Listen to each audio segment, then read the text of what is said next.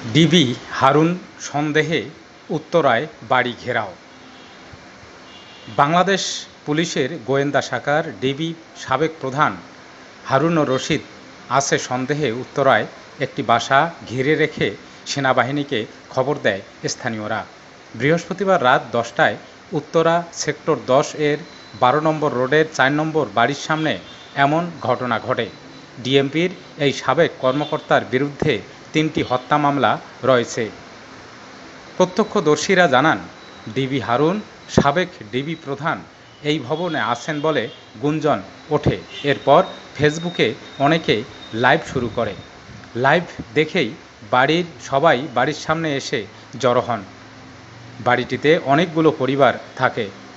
হারুন কোন ফ্লোরে আছে তা নিশ্চিত হওয়া যায়নি, তবে বাড়ির চারপাশে এমনভাবে ঘিরে রাখা হয়েছে তার পক্ষে পালানো সম্ভব নয়।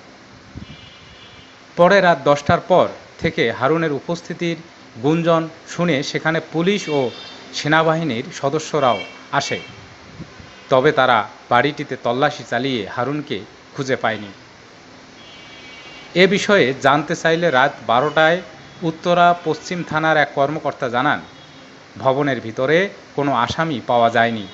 পুলিশ ও সেনাবাহিনী ঘটনাস্থল থেকে চলে গেছে। এর আগে গত 6 আগস্টও হারুন ও রশিদের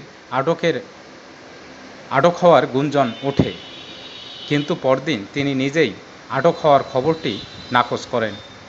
এরপর থেকে আর তার খোঁজ পাওয়া যায়নি।